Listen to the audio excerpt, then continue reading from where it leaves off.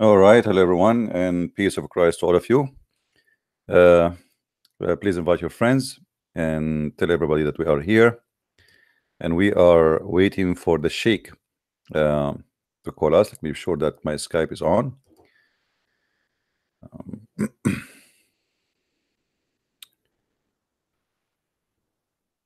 All right, the Skype is on.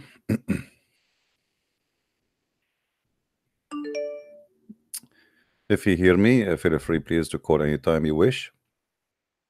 I will be happy to take your call.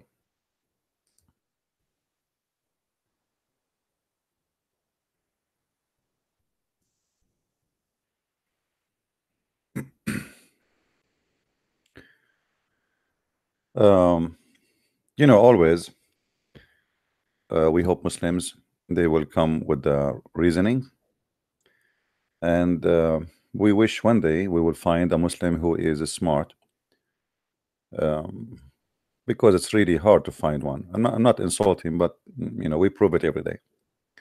If there is a Muslim, he's a smart. Maybe he's a smart in mockery, making fun of others. But mm, if you study carefully what he is saying, it's stupid, it's false, it's foolish.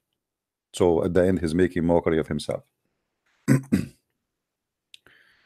So I see this guy here. I don't know if this is him, because it sounds like a different name, but let us see.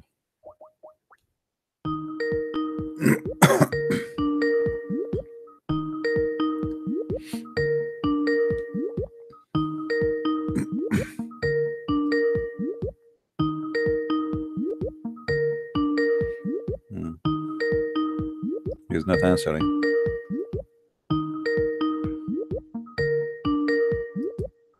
He's online.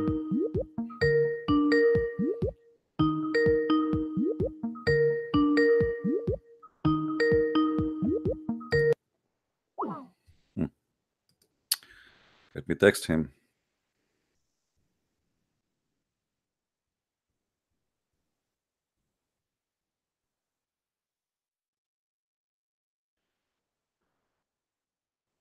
Let us see.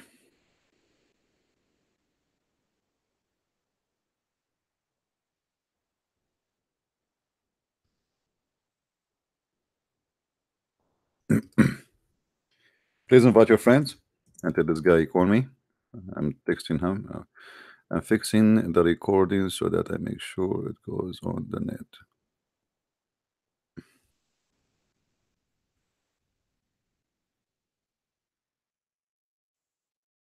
He's saying he is fixing the recording so to be sure it's going to be in the net.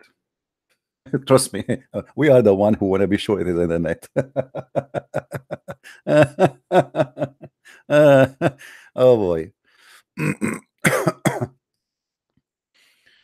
Hey, you are in the net already. What do you mean you want to be sure it is in the net? Please, guys, invite your friends. Why we have only 167? Share, come on, share the link.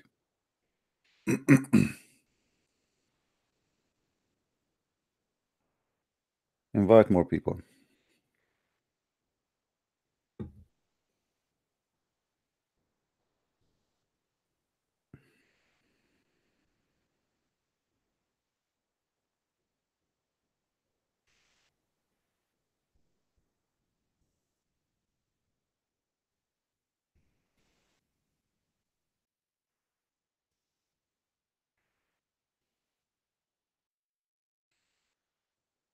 All right.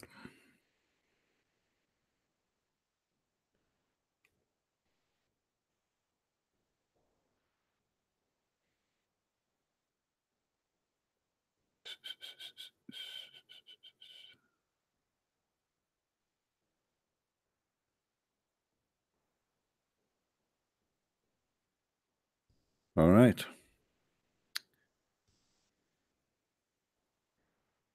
Let us see. See, when I open my Skype, I find tons of a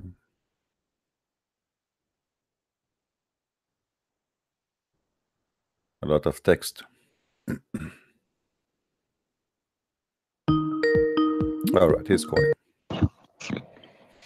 Hello. I hear you. Is this Christian Prince? Yes, we are live on air, my friend. Okay, it's good. May I recently learned of you. May you introduce yourself to us so people they will hear you and know we are talking to who?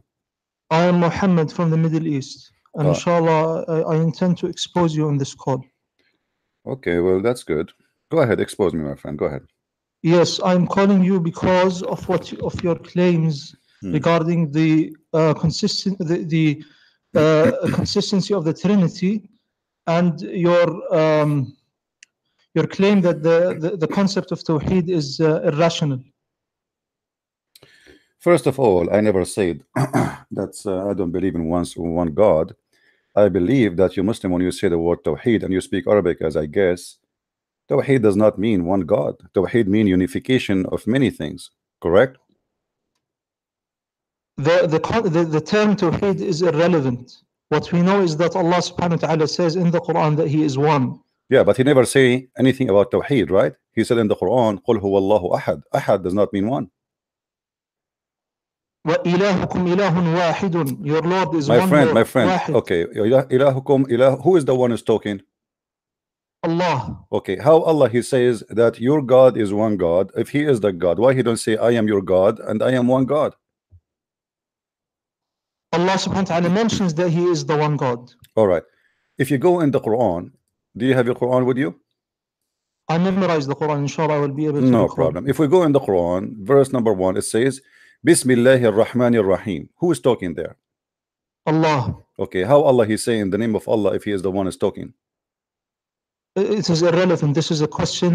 There is a disease in your heart. See, you are the not... second I ask you a question which is embarrassing, you say it's I have a disease in my heart. The second I ask you a question which is clearly you have no answer for it, what you start insulting.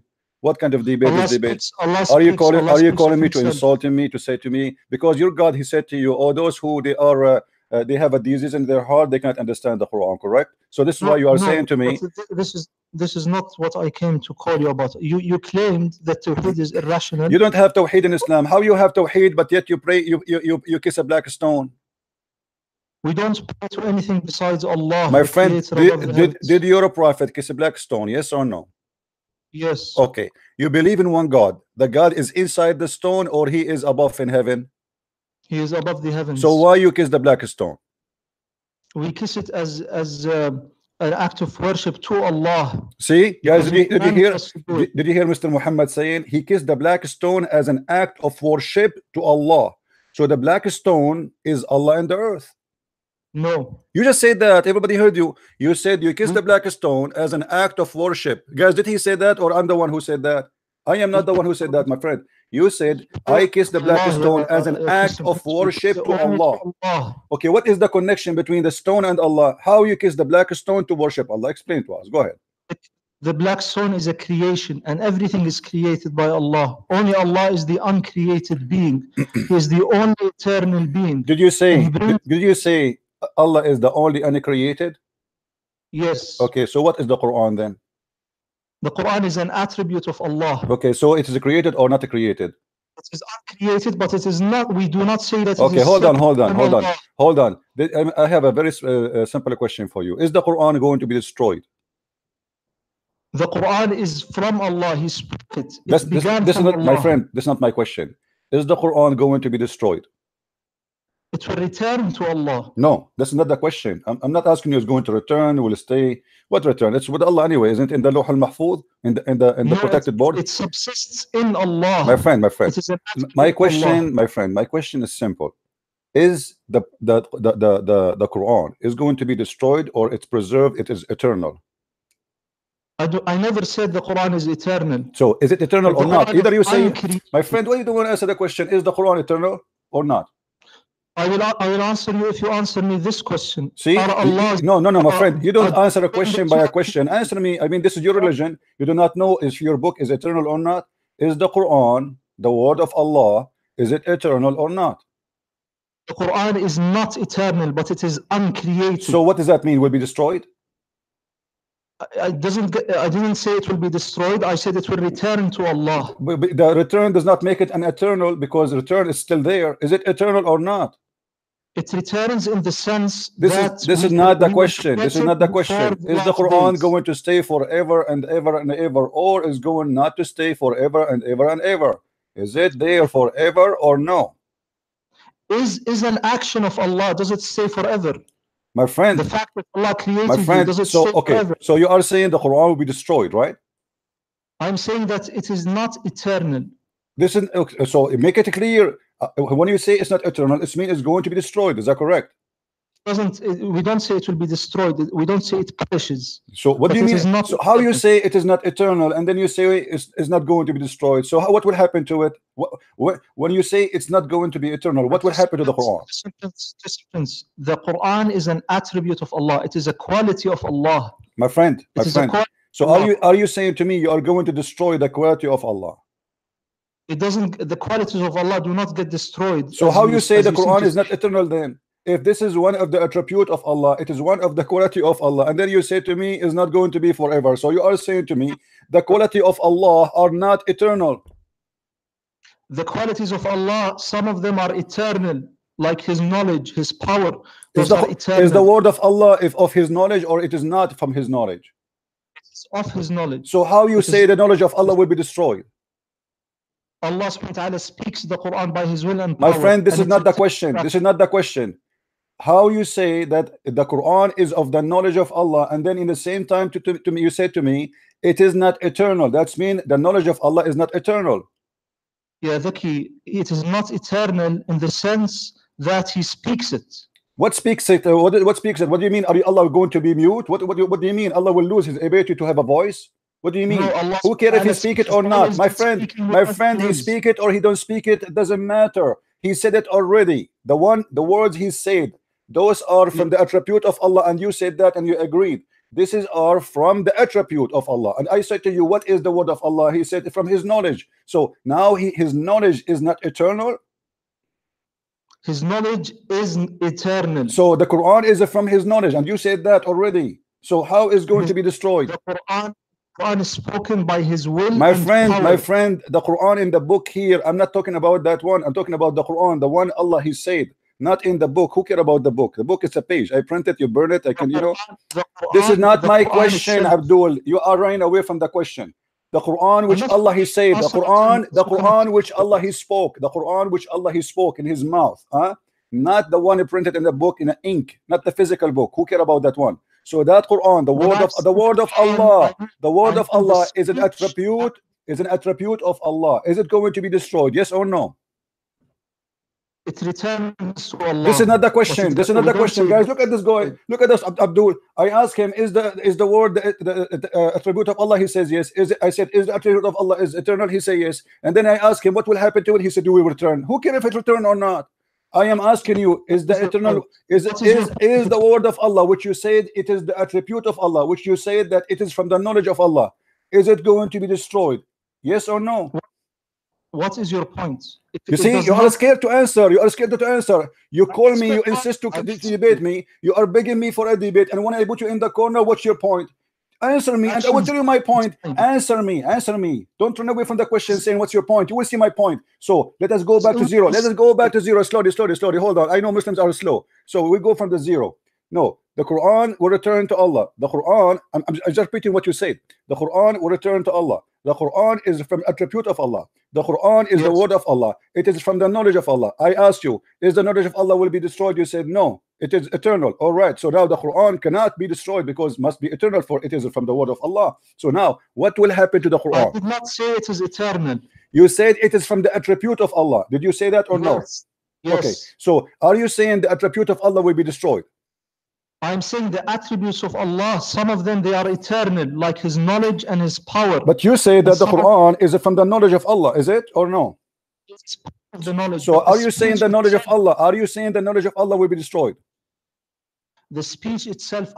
Who care about the speech? I'm not talking about the speech, man. I'm not talking about the speech. What's a speech? Are we talking about George Bush making a speech? We are talking about God. This is the word of God. This is not a speech. God don't speak in vain. God don't say stupid things. Are you saying to me that Allah, He said some stupid stuff, those will be destroyed, and some important stuff that they will stay? I'm not talking about that. I'm saying that Allah, He have words, and those words, are they part of his attribute? You said yes. Okay.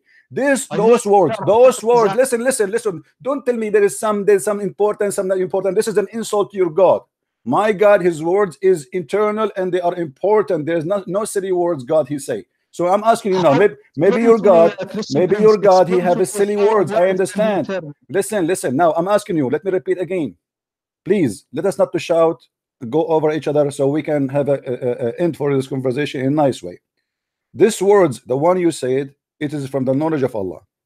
Is going to return for him. That's wonderful. Okay. What does that mean? What will happen? What will happen? You said it is part of his knowledge. It is of his knowledge, attribute. So what will happen to the attribute of Allah, which is the word of Allah? Go ahead.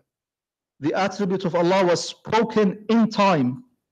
That attribute of Allah, which is his spoken words, was spoken in time. He spoke the Quran after having not spoken the Quran. However, when Allah subhanahu wa ta'ala, we say that he has speech, we nonetheless understand that he has always been speaking things, his words, by his will and power, whenever he wills, however he wills. So when you say that a specific spoken word is eternal, that is nonsensical. Did I say a specific spoke? I said the word of Allah. The Quran is one of the words of Allah. Allah, he spoke a lot. He keep talking according to Islam. Okay. So now, the words of Allah, all of it. It cannot be some of it important. My friend. You are not being respectful to your God, because what you are saying to me, your God, he considers some of his words important and the rest are silly. You are silly, Christian. You are the one saying that to me. You are saying that some words are going to be preserved and some words will not be preserved. Why they will not preserved? Why? Is it all the word of Allah? Is the word of Allah? Is the word of Allah equal to each other? Is it or not? The word of Allah is uncreated. This is not the question. This is not the question. Okay. If the word of Allah is not created, so where is the word of Allah coming from?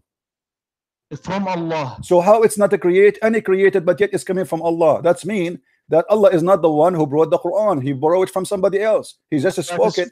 My friend, you just said something very important. Abdul, listen. You just spoke of something very important, very serious. Who spoke the word? You said Allah. Okay. Is the word of Allah created? You say no. Okay. So now we have any created word. Allah spoke it. So it cannot be from him because he is not the one who created it. What does it mean for a thing to be speaking a word? You answer. My friend, I am now. Speak the word. Say again. What does it mean? Say again. Your voice was cutting. What does it mean for a thing to speak a word? Well, as an example, your prophet, he said the tree speak, the wolf speak. You know, the stones. Yes. The stones. Yes. They say to Muhammad, "Assalamu alaikum."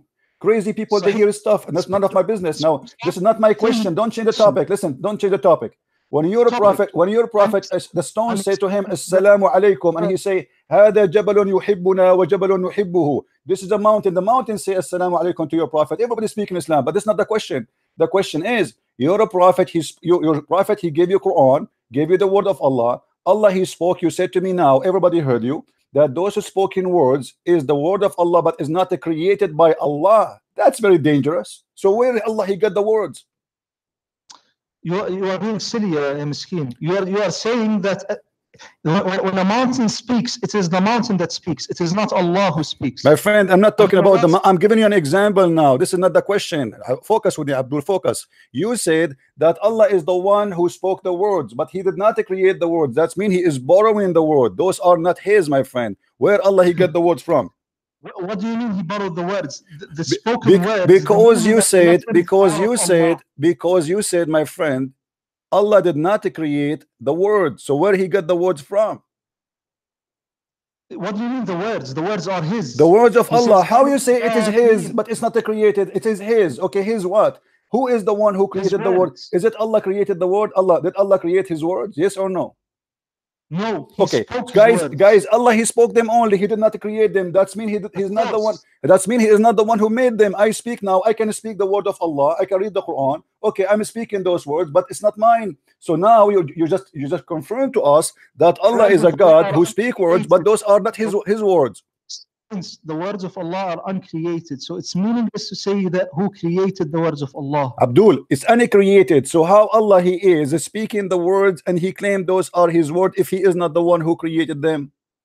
He did not create his words. He spoke them. My friend, no problem. You are saying to me that Allah, he speak, but he don't create the words. That's wonderful. I have a TV station here. The TV, I will open the TV for you, and you will see the TV speaking, but it's not his word. It's the guy who speak there in the studio. So now you are telling me that Allah is the same as a TV. He speak the words, but he did not create the words.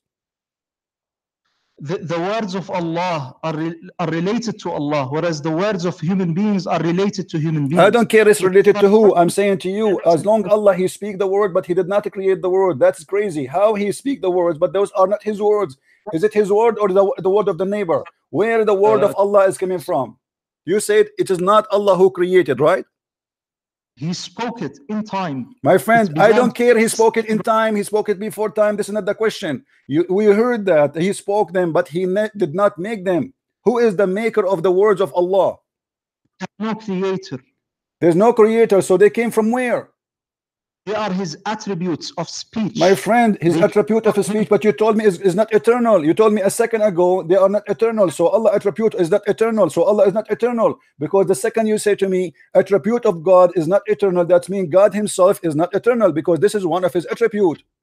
That doesn't follow. This is a big mistake. Abdul, it's your mistake. You need to explain to me. You see, you were so excited about worshiping one God, and we turn to be having that God who is the crazy God who says stupid things, and you Muslims, you come with the stupid philosophy. It does not make sense. God, he speak words, but he did not create them. How that can happen? Christian Prince, when Allah subhanahu wa ta'ala speaks and when he acts, those actions are not created. I'm not talking about the action, and your God never act anything. What action? Your God, he cannot do anything. Your God, he said to Muhammad, read it 3 times, and still Muhammad cannot read. He squeezed him 3 times, and still Muhammad cannot read. My Lord Jesus, he said to that dead man, come from the grave. He rose from the grave. My Jesus, he said to the man, see, he saw. My Jesus, he said to the man who cannot walk, walk, he walked. Your God said to Muhammad 3 times, read, and still he cannot read, and he died, he cannot read. What action? Now go back to the zero. Go back to zero, Abdul. Listen. How Allah he speak words, how Allah he speak words, but yet he don't create the words which he speak. Go ahead. Because they subsist in his being. They are of God. Thank you very much, guys. Did he say they are of God? Did he say they are of God? Of God. Of God. Okay. How they are of God, but they are not created of God? Like his knowledge, it is of God. So his knowledge is not created. Thank you very much. So his knowledge is not created. Is that right? Yes. Okay. Quran is of his knowledge. Is that correct? It is of his knowledge, a part of Thank his knowledge. you. Thank you. So are you saying to me that now his knowledge will be destroyed?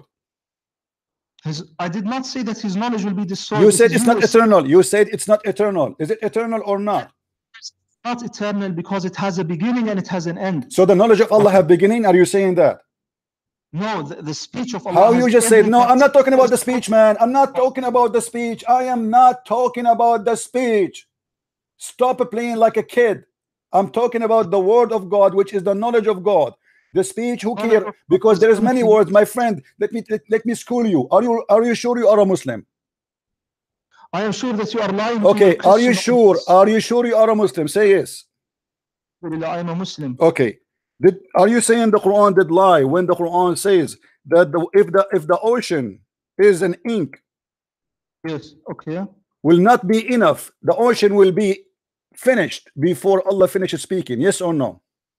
I believe in this. Yes. Okay. So how you say to me that Allah he spoke in certain time and that's it, is going to be over? Chapter 18 verse number 109 confirming. Hold on, let me explain to the people, they are listening and laughing. How you say that Allah word will come back to him and he will stop talking, which means he will stop talking and that will be deleted, when the Quran confirmed that if the ocean was ink, will not be enough to write the word of Allah, which means the word of Allah never stopped. Because Allah has always been speaking by his will and power. My friend, you see, you are contradicting yourself. Islam is a mockery. Islam is a mockery, my friend. How listen, we cannot talk in the same time.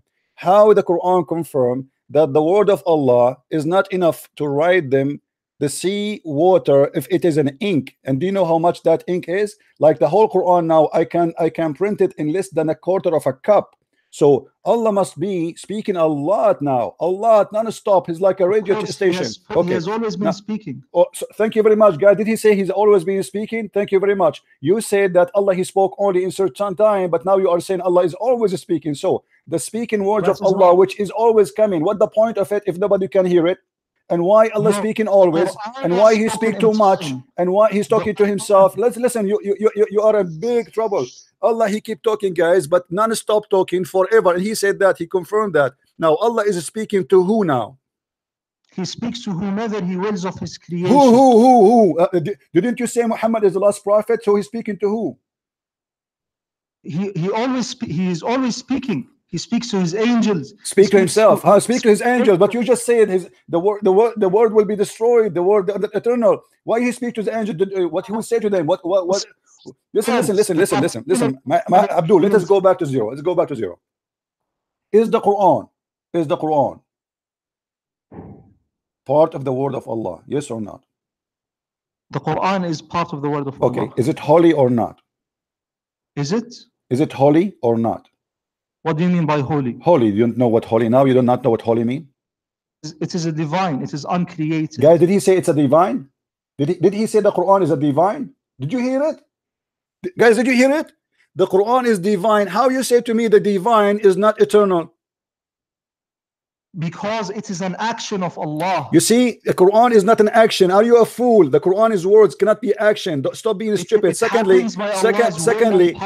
how the action can be divine? Are you stupid or what? Action is an action. Are you saying, my friend, the action. Listen, Abdul, listen. You said it is divine. Do you know what divine means? Divine means uncreated, to do with God. Divine is uncreated, but it is God. When you say divine, it means it is God itself. That is what God. God is divine. The Quran is God Himself. My friend. Okay, so now we have. So based on you, we have two divine. We have Allah and we have the Quran. There are no two persons. There is one person. There are one person. So you are saying that the Quran is a person. The Quran is not a person. So how you said there's no third person? You said they are divine. They are two divine. How they can be two divine, but yet the Quran is not a person? The Quran is not a person. It is an attribute. My friend, you see, now you go back to zero. How it is the attribute of Allah, which is the knowledge of Allah according to you, and yet is going to be destroyed, which means you are destroying one of the most important attribute of God, which is His knowledge. But you believe in God, you Christian prince. My friend, don't change the topic. Don't change the topic. How you say the attribute of Allah will be destroyed? You know what? I have a challenge for you. Can you show me what reference it says that the Quran will be destroyed? It says منه بدأ وإليه Ahmad al-Hanbal used to say منه بدأ وإليه يعود. So nowhere it says that he will be destroyed. What are you talking about? Does that mean, be honest, you speak Arabic, I speak Arabic, does that mean what he says from him it started to him is going back, that means destroyed? No. Show me reference, please. You see, you keep talking about the Quran will be destroyed, but until now you did not even give me one reference. I did not say that it will be destroyed. So it's not going. Thank you very much, guys. It is not will be destroyed. If you go back in the video, he said it's not eternal. How it's not going to be destroyed, but yet it's eternal, not eternal? What do you mean by destroyed? Do you mean, my friend, you are the one who said is not. You know what destroyed means. Don't play game now. It is not going to be. That it has an end. Listen, I can accept that it has an end. listen. You said it's not going to be destroyed, and in the same time you said it is not eternal. Destruction is like creation. When Allah creates a tree, He then destroys it and He makes it perish into the earth. This is not the question, my friend. This is the question. No, this is not the question. Destruction should be first. First of all, no. Destruction can happen only for something created in order to be destroyed, because if you did not create something, then you cannot destroy nothing, right? So how Allah can, how you say, my friend, so is the Quran, which is divine according to you, which is the word of Allah according to you, which is part of the knowledge of Allah according to you, which is part of the attribute or one of the attribute of Allah according to you, which is the knowledge of Allah according to you. Is it going to have an end or not? I can accept that it has an end. You cannot. You can or you cannot. Say again, please. You cannot accept. Does it have an end or not? I can't accept that it has an end, but it cannot be destroyed by Allah, as in being created. You can accept that it has an end. Okay, hold on, guys. He can accept that it has an end. You said that. You can accept that, correct? Yes. Okay. So so if it's going to have an end, it's going to be have end by who? Who is the one who will end the existence of the word of Allah? When Allah acts on the world, every particular action has a beginning and has an end. My friend, I'm not talking about the action. Stop playing games. Stop playing games. I am talking about his words. You see, Allah spoke in words, letters, words, not action. Stop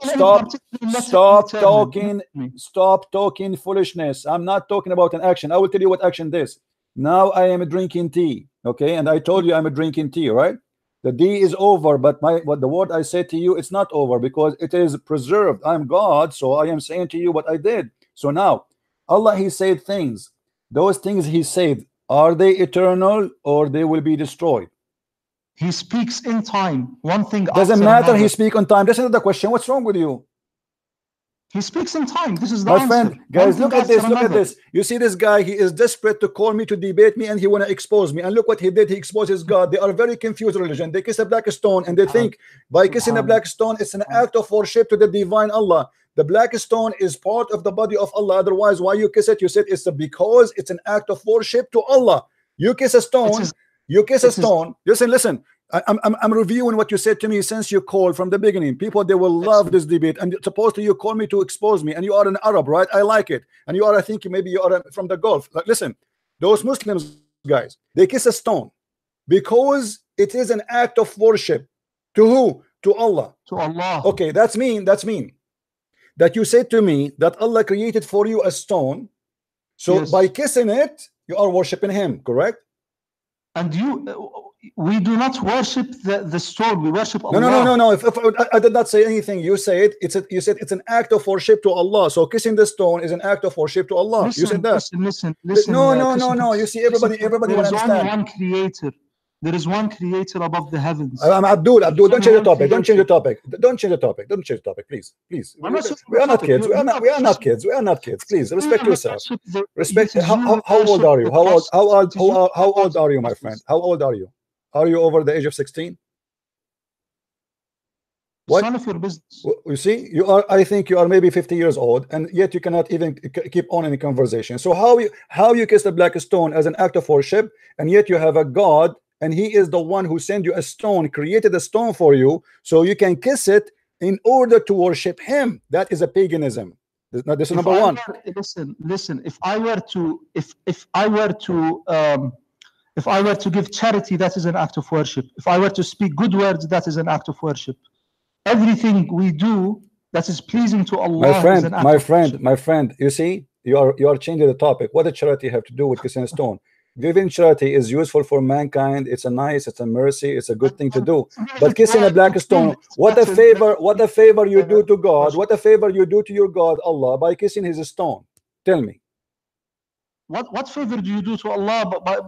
We don't do any favors to Allah. So why you are kissing the stone? Why you are saying to me it's an act of worship? What is the act of worship by kissing a stone? To obey Allah. Obey Him in what? Where Allah He said to you, kiss the stone, my friend? His prophet's example. He said, "Khudhu anni manasikakum." So take from me the act of worship. Thank you very much. So you are saying that your prophet is the first one to do the act of worship for the black stone, correct? Not for. To Allah. Okay, so Allah told Muhammad kiss the black stone? Yes. Where? Everything. وَمَا يَنْطِقُ عَنِ الْهَوَى. He does not speak of his own accord. My friend, your prophet, he speak of his own accord, and we can prove it from the Quran in the chapter of At-Tahrim. In the chapter of At-Tahrim, your prophet. No, you are changing the topic. You are the one who said وَلَا يَنْطِقُ عَنِ الْهَوَى. You are the one who mentioned it to me. In the chapter of At-Tahrim, Muhammad, he forbid himself from having sex with Maria the Copt. So Allah, he sent him a verse saying, why you are fabricating things I did not say to you? Why you are making orders I never said to you? Why you are forbidding things I never said to you to forbid? So don't tell me he don't. Now we go back to zero. What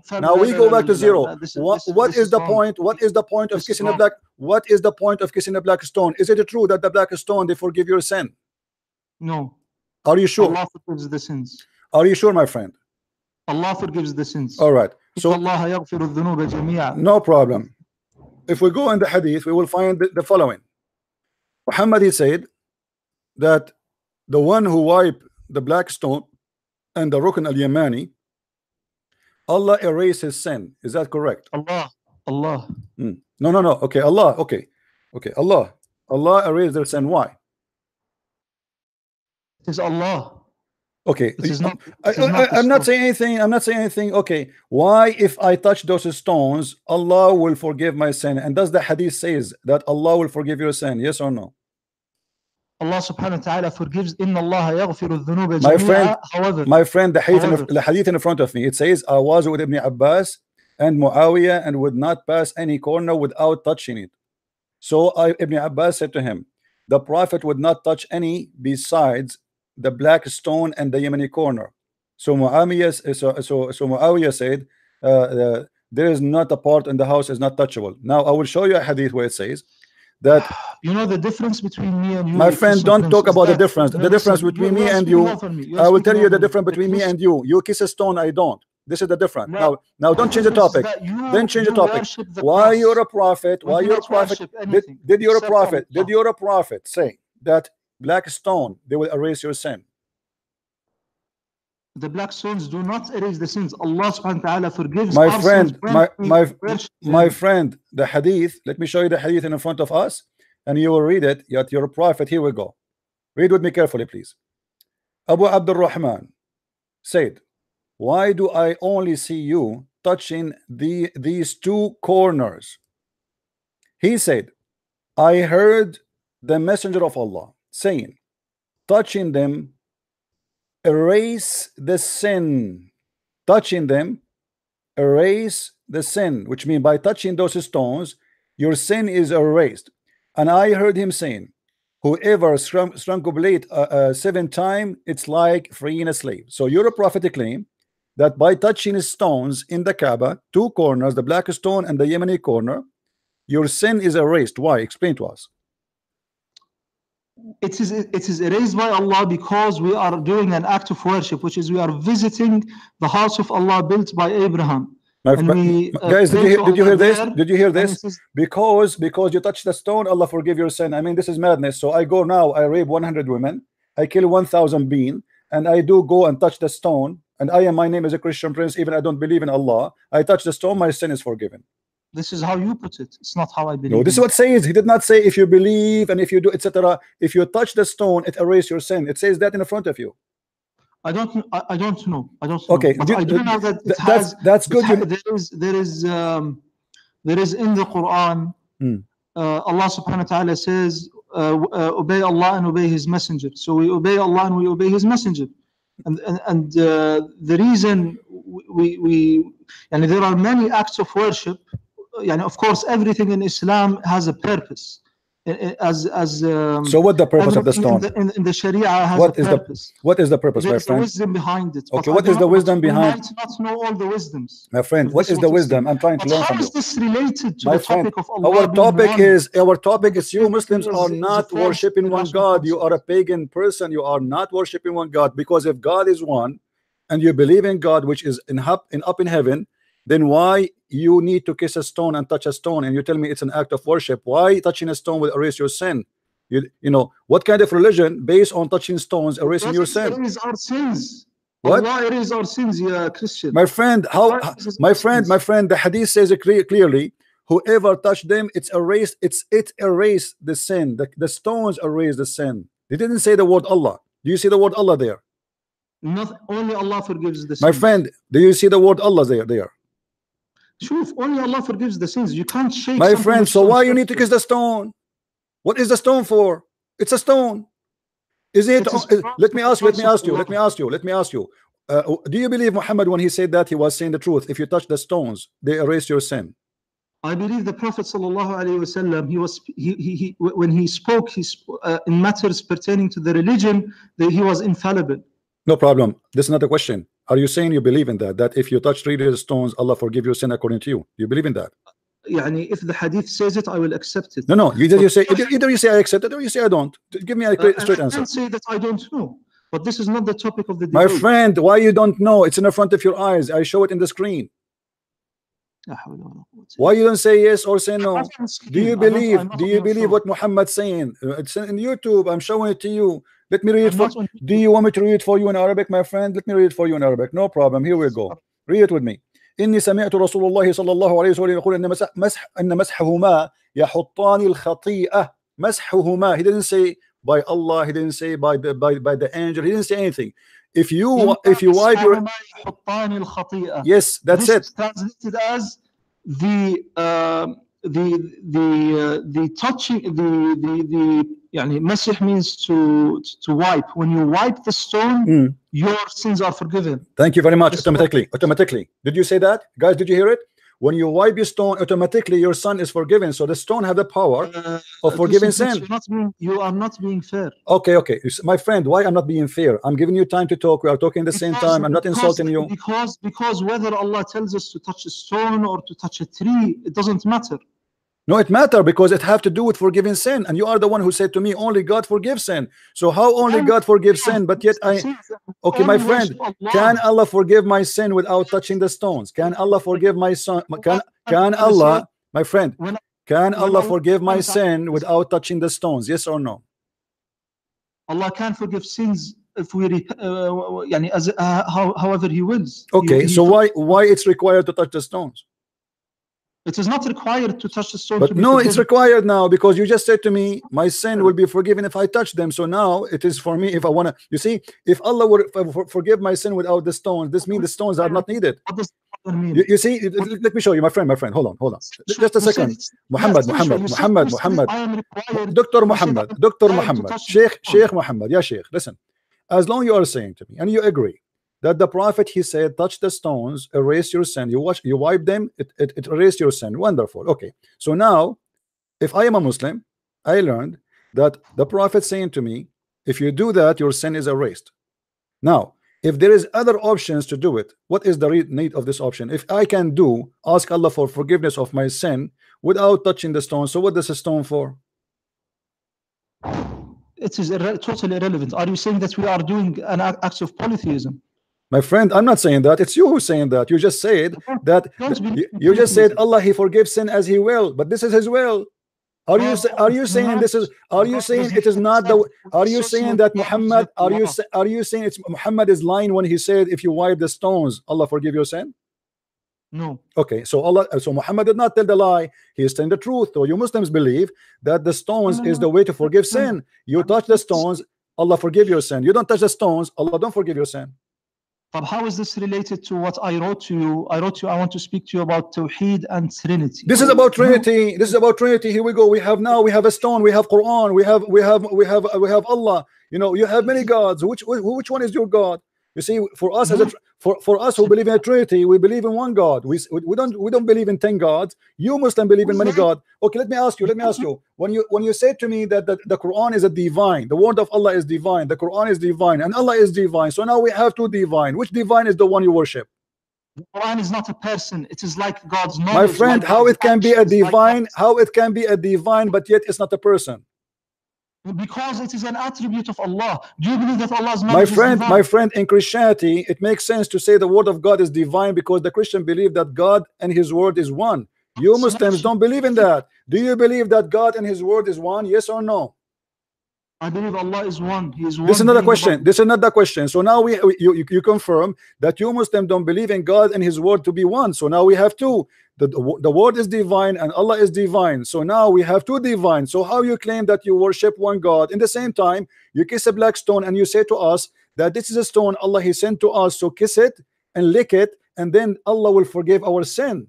How that can be? Christian Prince, you are not being honest in the least, and you are full. My friend, I am not being honest. Expose me. Aren't you the one who said to me in the beginning when you called me, you said you want to expose me? Are you in this ability now? Everybody is watching and listening. How Allah, He have word, and His word is part of His knowledge, and His knowledge, you are saying to me, is not going to be eternal. It is not eternal. Are you saying I to did me? not say that his knowledge is not eternal. You said the word. You said his word is not eternal. If you say his word is not eternal, his word is of his knowledge. His word is his knowledge. How you know the knowledge of God, my friend? How you know? How we know if God is knowledge? Oh, listen. You see, you Muslims, you have a foolishness. You don't understand what you are saying. When you say that Allah's word will not be eternal, that the word of Allah is his knowledge. So Allah without his word, which for us does not exist, because how we know about Allah? How you know about Allah? How you know about Allah? You know him by his word. Is that correct? I know by Allah through his signs. Sign? What sign? What sign? What sign? Allah never have a sign. Allah never have a sign. What kind of sign? The sign is that the black stone? Is that the black stone? No, it's the sun, the moon, the earth. What does have to do with Allah? Those are exist. Those are exist before Islam, long time ago. What does that mean? I mean, this is silly. Prove to me that Allah is the one who created the sun. Okay, let me ask you. As long you mention the sun, okay, hold on. You're a prophet. He said to Abu Dharr, do you know where the sun goes? He said, I don't know. Allah and his prophet knows best. So the prophet, he said, the sun goes every day under the throne of Allah. How you're a prophet? The throne of Allah. Thank you. So how you're a prophet speaking the truth, but yet he says such a silly thing that the sun disappear every day and move from point A to point B, explaining the sunset, which is absolutely false. No, he said that the sun prostrates under the throne of Allah. It goes, my friend. Don't lie. I will show the hadith in front of your eyes. Don't lie, my friend. It's a shame. People will laugh at you. You see, I show everything we talk about in the screen. Maybe you don't have it. It doesn't matter. So I'm just warning you. I'm just warning you. Don't lie, because people, they will read it. Everything I say is. There is only one hadith for every. There's one narration for every hadith. My friend, Sahih al-Bukhari. Once I was with the Prophet of Allah in the mosque at the time of the sunset. The Prophet said, "O Abu Dharr, do you know where the sun set?" So your Prophet is speaking specifically about certain thing, which is do you know where the sun set? I mean, look at the question. The question alone is a disaster. Do you know where the sun set? Can you explain to me why he's saying that? Do you know where the sun set? It sets, and then it prostrates under the throne of Allah. It prostrates under the throne of Allah. This is how I remember the hadith. So you agree with your Prophet that the sun goes every day and travel, and then yes, but this is against science. That's mean you're why against science? Why is it against science? Because the sun does not go anywhere. You know, when we have the sunset, it's the earth going around itself. The sun is not moving. I accept that, but it doesn't mean that the sun isn't apparently moving. My friend, your Prophet is explaining where the sun goes. He said to him, do you know where the sun set? Where the sun set? He's explaining the sun is time for the sunset. He's going out of the mosque with Abu Dharr. So he said to him, how is this related, Sanishway? Because you said to me that Allah have a knowledge, and Muhammad, he speak of his knowledge, and Allah is all knowledgeable. Allah is known through his signs. My friend, you said that one of the signs of Allah is his sun and the moon, right? You are the one who mentioned that to me. Because they are created. So how Allah, he do not know how the sun where the sun goes? You are created and the sun is created. You see, you're running away now. You see, guys, he's talking about me. I created. Don't change the topic. How Allah, he is how the sun is one of the signs of Allah, yet he do not know where the sun goes. Because it is a sign of Allah, because it is created. It has a beginning. My friend, this is another question. If he is the one who made the sun, this is what I meant. If Allah is the one who made the sun, he should know how the sun, what the sun do, where the sun, how the act of the sun, where the sun move. You don't say such a foolish thing. Even the Quran says that the sun sit in the murky water. How the sun can be one of the signs of Allah, but yet he says the sun sit in murky water. What kind of God he say that? This is the sun sets in the sense that it passes by the horizon of the Atlantic Ocean. This is what it means. Okay, so you are saying anyone understand that the sun sit in a murky water is lying. The Quran does not say that, correct? No, the Quran says no problem. So based on the Quran, does the sun sit in the murky water, yes or no? The sun just a second. The sun sets in the murky water The sun sets in the Milky Way in the sense that it passes through the horizon, it goes into the Atlantic Ocean. This is how it sets. And Ibn Kathir, when only in the Atlantic Ocean. Okay, so it's set in the Atlantic Ocean. You are saying the sun set in Atlantic Ocean. The farthest point when you look at it from the west. My friend, so I'm asking you a very simple question. Do the sun really go inside the water? Yes or no? No, the sun doesn't go inside the water. So okay, I want you to say to me, I want you to confirm to me that anyone believe that the sun set inside the water is stupid. Say it. What does it mean to say fi? Inside. It means that it doesn't mean inside. Fi can mean ala. It can mean over.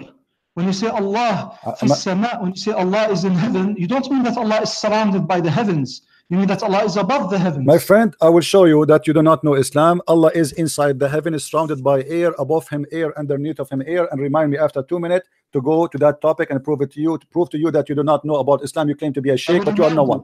Listen. Okay. Now, so now you are saying that the Quran does not say the sun is in the water, correct? The Quran says that the sun sets in murky water in the sense that it passes by the horizon, as I said. So it passes by the horizon, guys. Did you hear it? So this is the correct thing. Anyone who says something else, okay, just confirm to me. If anyone say the sun set inside the water, that means he's a stupid. Do you agree? The sun sets in this, not is surrounded by the water. It cannot be surrounded by the water. My question is very simple. If somebody believes that the sun goes inside the water, which means it's swimming inside the water, he is a stupid. Can you say that? Can you confirm? Yeah, and it depends his knowledge. He can be today he will be stupid, of course. Thank you very much, guys. Today he will be stupid very much. The one who said that is your prophet, my friend. And let me show you the hadith. You just said the one who said that must be stupid. My friend, don't tell me Arabic hadith. I'm showing both. Here we go. This is your prophet saying that the sun set fi aynin hamiyah. He said to him, your prophet, I was sitting, Abu Dharr, he reported, I was sitting behind the messenger of Allah, SAWSBM Mercedes-Benz, who was riding a donkey. While the sun was sitting, he asked, do you know where the sun set? Who is talking? Muhammad. I replied, Allah and his apostle know best. He said, it's set in a spring of warm water. And you are the one who said to me, whoever believe in this is a stupid. I didn't say, it doesn't say that it is surrounded by the water. My friend, it's set in a spring of warm water. It's a spring now. It's not an ocean. It is not even an ocean. You see, you are in a big trouble. You cannot deny it. It is in a spring of warm water. It's not, my friend, it's a spring. Do you know Arabic? Abdul, listen. Spring of water. It's a spring. It's not even an ocean no more. There's no Atlantic. There's no Mediterranean Sea. There's no Gulf. I believe in this. See, but you believe a second ago that whoever believes in this is a stupid. No, I said that if one claims that something surrounds the sun of the earth, it says surround. He said it said in, guys. Listen, Abdul, don't waste my time. It says there in the front of you. It said in a spring of warm water. Can you leave this and go to the crux of the matter? Okay, hold on. What is the other thing you said to me? About Allah is above the heaven. He is not in the heaven. Let me show you that you do not know anything about Islam. You claim to be a sheikh. You are no sheikh, and you have no idea you are talking to who. You want to expose a Christian prince. Let us see who's going to expose who. You're a prophet. He said that Allah, in the top of him there is air, underneath of him is air. And you said to me, it's like saying that God is inside the heaven, but the fact he's above the heaven. It's recorded, my friend. It is recorded. Read with me. The messenger of Allah, he said, where was our Lord before he created his creation? He said he was above the cloud, below which was air, and above which was air, and the water. No. Say that. Read the hadith in Arabic. Okay, let me read for you in Arabic. No. Okay, let me read for you. قلت يا رسول الله أين كان ربنا قبل أن يخلق خلقه؟ قال كان في عماء ما تحته هواء وما فوقه هواء ثم خلق العرش على الماء. The mic is yours. Okay. Allah subhanahu wa ta'ala, I don't know the correctness of this hadith, but I have heard it before. If this hadith is true, if this hadith is authentic, I will accept it. But it doesn't say that Allah is surrounded by air. My friend, it says, what do you mean it's surrounded? No. It says This above is him air. It says sensually. above him Sensually. air. My friend, it says above him. I will teach you. Sensually, I will teach you. Yeah, it's above him This air, and earlier. underneath of him is air. What do you mean? It's not saying that. Yes. This is explained by the hadith. Allahumma anta wa anta al-zahiru falaysa fawqaka shay. You are above everything and nothing is above you. This is the My friend, the hadith you are quoting for me, you are an ignorant. The hadith you are quoting for me, it's about the power of Allah, that nothing is above his power. And you can go and read any interpretation for this hadith and you will see you are fabricating. You are mudallis. You are mudallis. You do not know Islam. You do not know Islam. You are talking to the one who taught your prophet Islam. Now listen carefully. Let us go back to zero. So now Allah is inside the heaven, and you know, do you know the hadith where your God, he says that Allah, he come down every night at the third part of the night? Do you know it? Yes. Yes. Okay. How Allah, he go inside the heaven, but he is not in the heaven? He's always above his throne. Abdul, what above his throne is? If he is coming every day, every night at the third part of the night. Do you want to listen or do you want to just interrupt me? My friend, I'm talking to you. You don't be upset. We are talking together. You see, this is the nice thing about this, that we are not. Read with me. Sahih Muslim. Our Lord, the blessed and the exalted, descended every night. Descended. Do you see the word descended? Yes, I accept. Okay. How Allah descended, but yet he is not inside his descendant? How he is descended to the ground or to the heaven, but he is not inside the heaven? Explain to us. Are you claiming that everything that descends has to leave its place? Well, the Quran confirmed that. Isn't it your God? He said in the Quran, after he finished the creation, he went up to the sky. Allah subhanahu wa ta'ala says, ثُمَّ اسْتَوَى عَلَى الْعَرْشِ. Yes. So he was not in the throne. So Allah, your God, he have to step down from the throne in order to finish his creation, correct? Well, he doesn't go underneath the throne, but my friend, okay, this guys, he did not go underneath. Prove it. He did not go underneath the throne. Prove it. Go ahead. Because Allah subhanahu wa ta'ala says, وَهُوَ الْقَاهِرُ فَوْقَ عِبَادِهِ. You see, you are quoting for me something have nothing to do with topic. The Qahir is the one have a power. Don't be stupid. This is about the power. Abdul, let me get you busted. Does the hadith in front of us says that he go down every night and he go down to the lowest heaven, descend to the lowest heaven? How many heaven there is? 7 heaven. So the lowest heaven is what? That means Allah is already under 6 heavens. No, this is wrong. What wrong? If he is descending, Allah is descending from the heaven, from the 7th heaven. Abdul, Sheikh Muhammad, listen. Allah, he is where? Allah is above the 7th heaven, correct? Let us take step by step. Allah is above the 7th heaven. Do you agree? I have the right to ask you. You're asking me too much. My friend, I'm done with you. You see, you said to me you are a sheikh. You said to me you want to expose me. You said to me you are a hero. It turned to be you are a potato and you are no one. And you do not know your religion. And you do not know your Quran. And you do not know anything about Islam. And you don't worship one God. And you consider kissing the black stone as an act of worship. And you consider the Quran as a divine, but yet it's not eternal. And you consider the Quran to be the word of God. It's attribute of God, and yet it's not eternal. You are stupid. You are a fool. Don't ever dare to say I can challenge your Christian Prince. You cannot challenge me. One person. Now answer.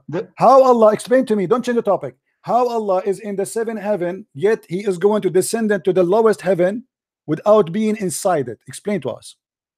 Do you claim that for a thing to descend, it must leave its place? So your God, are you saying to me your God Allah is lying to us? He said descend, but he don't leave his place?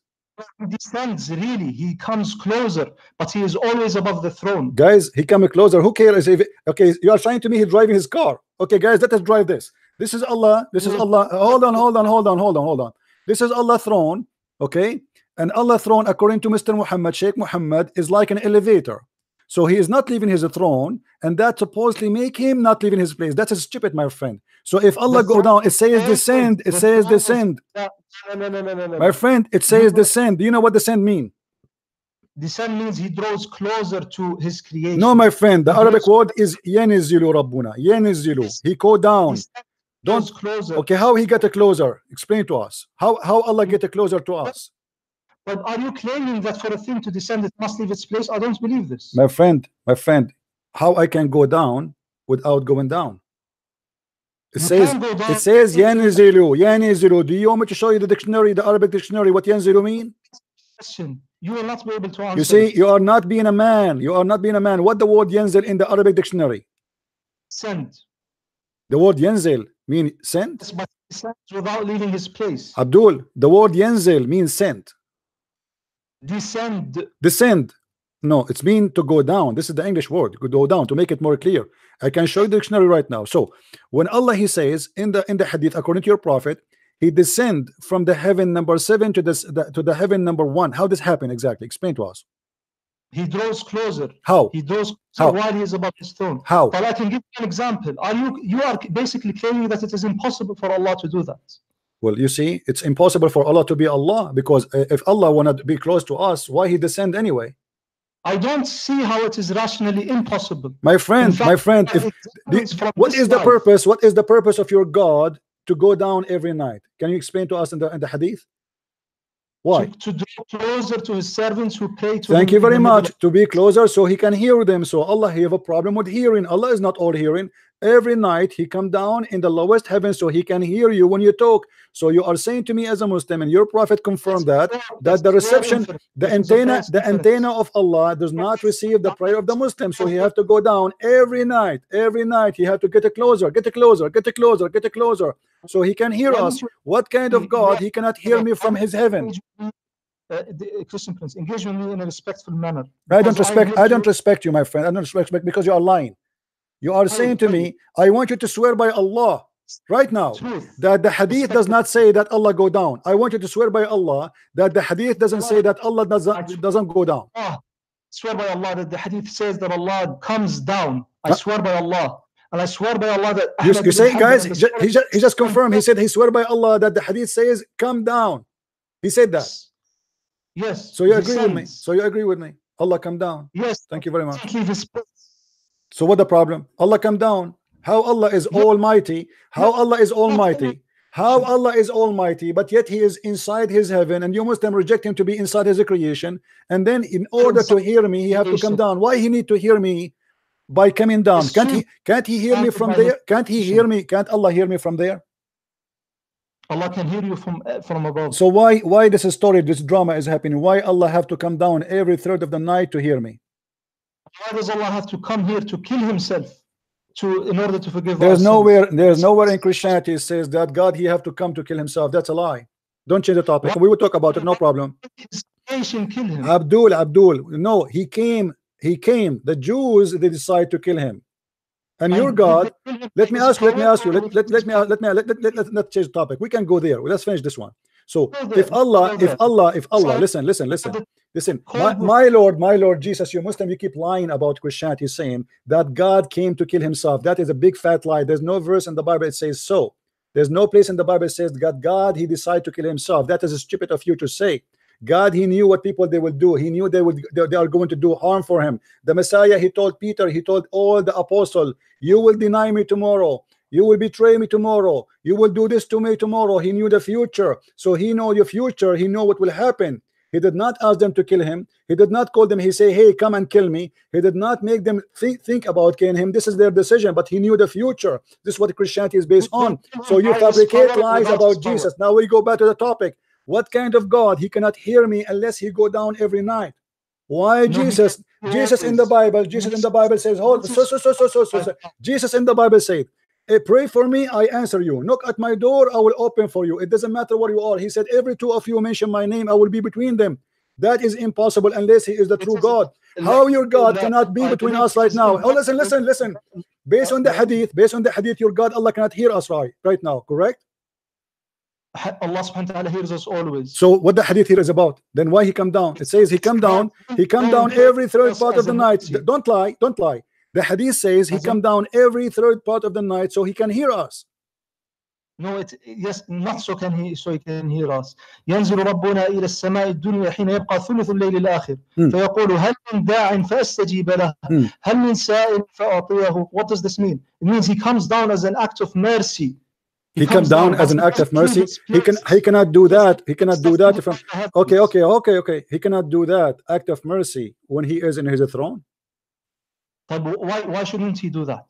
That's mean he is not almighty, because he cannot do it in his throne, so he have to come down. He's, you know, your God. You Muslim, you lie to us. You say if Allah wants something to happen, he say be is going to be. But look, you have to take a taxi every day and come down from point A to point B. I mean, and listen. Let me ask you. How Allah will come down where? Where is the lowest heaven located? It is underneath the second, third, fourth, up to the seventh heaven.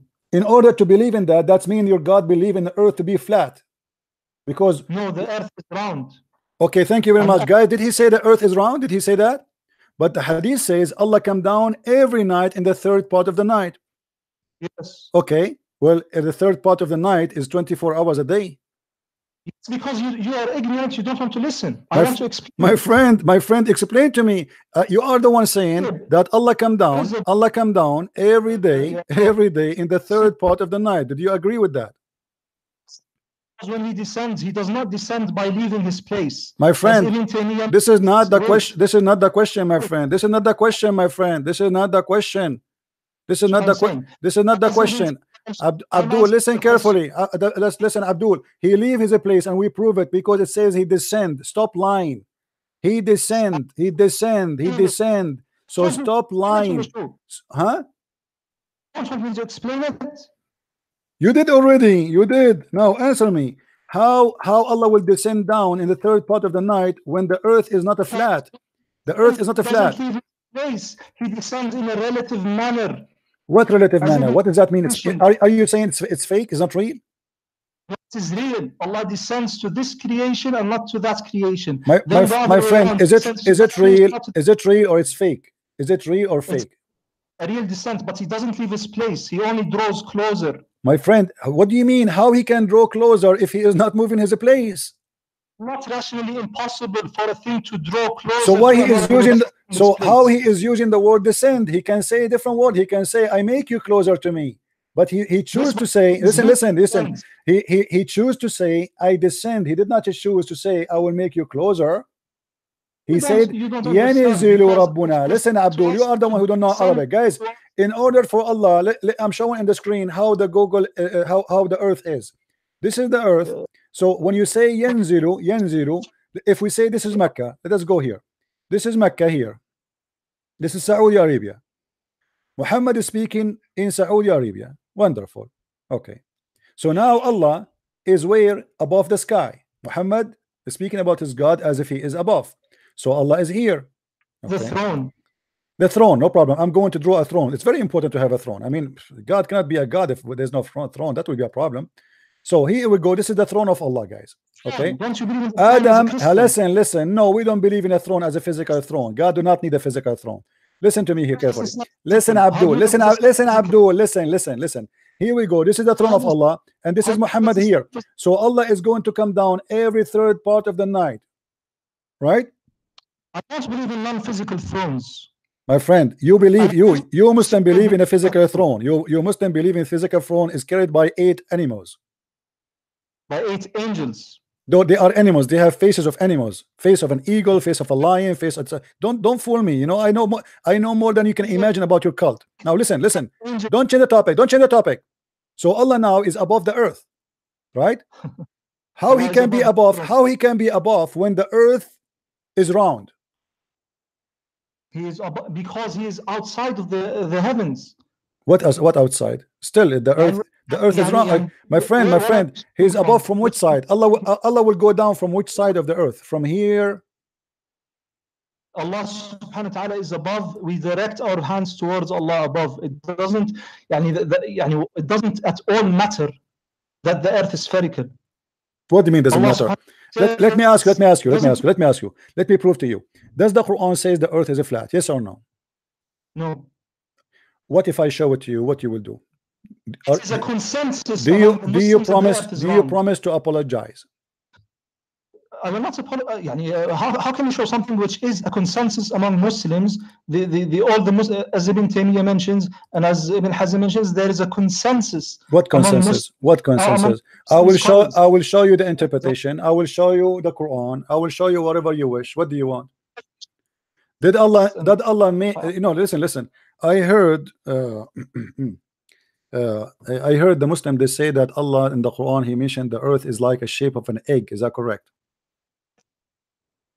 I don't know. I know that Allah subhanahu wa ta'ala mentions that وَكُلٌّ فِي فَلَكٍ يَسْبَحُونَ. As Ibn Abbas explained it, he said it's like it's spherical. He used the word which means it's spherical. What spherical? يسبحون mean they swim. يسبحون mean swim, and that's something Muhammad he took from the pagan Sabian. Yes, your prophet, he believed that every plant is taking a boat and is swim. That's what if you falik and yasbahun. Thank you very much. So now, is the earth flat in the Quran? Yes or not? No. Read with me. The earth is spread out, but it is spherical. Read with me, please. But how is this Sanashway, Christian Prince? Yeah, we are talking about Allah will descend. You see, a topic will lead to a topic. I have to prove you now. You are the one who said to me that Allah is one God, and Muhammad, he don't speak of his own, and everything is coming from Allah, and Allah is the only one God, and we worship one God. So look what happened now. You have a God who said the earth is a flat. Chapter 71, verse number 19. وَجَعَلَ اللَّهُ لَكُمُ الْأَرْضُ بِسَاطًا. Is the word bisat mean a flat carpet? Yes or no? It is explained by the other verse which says وَهُوَ الَّذِي مَدَّ الْأَرْضَ. مَدَّ الْأَرْض. Thank you very much. You go to مَدَّ الْأَرْض. مَدَّ الْأَرْض, he made it flat again. Yes, it is flat in a sense, but it is spherical too. What do you mean flat in that sense, but spherical too? How that can be? Either it's flat. Okay, let me prove to you that you are again lying to me. Is it your prophet who ordered you to face the Qibla, the Kaaba? Yes. Okay, how somebody live in America, he can face the Kaaba? How is the Qibla? What is the Qibla? You define the Qibla. The direction of the Kaaba. Yes, but is it permissible to what is the Qibla? The Kaaba is the place of the Kaaba. So what is your question? How you can live in America and you can face the Kaaba? You direct your face towards the direction of the Kaaba. How you can direct your face? It's on the other side of the earth. It's down. In order to do that, you have to put your head in the toilet seat. You miskin. You are ignorant.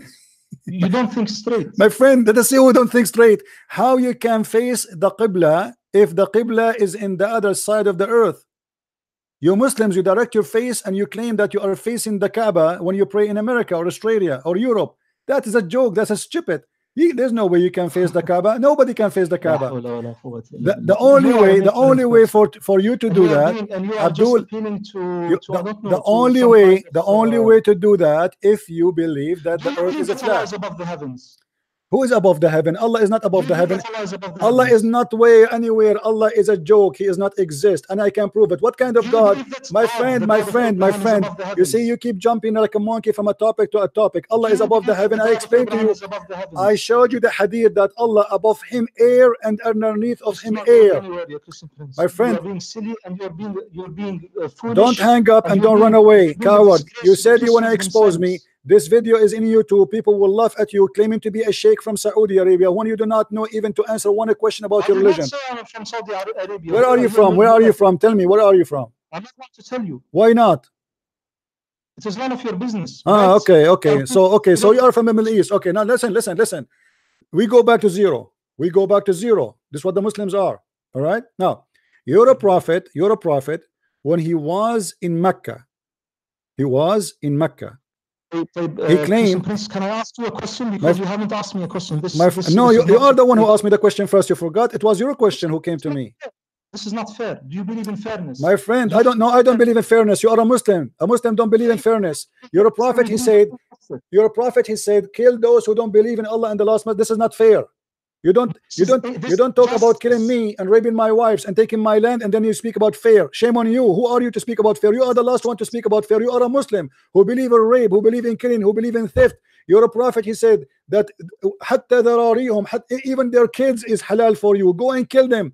Your prophet is not a person who can teach fairness.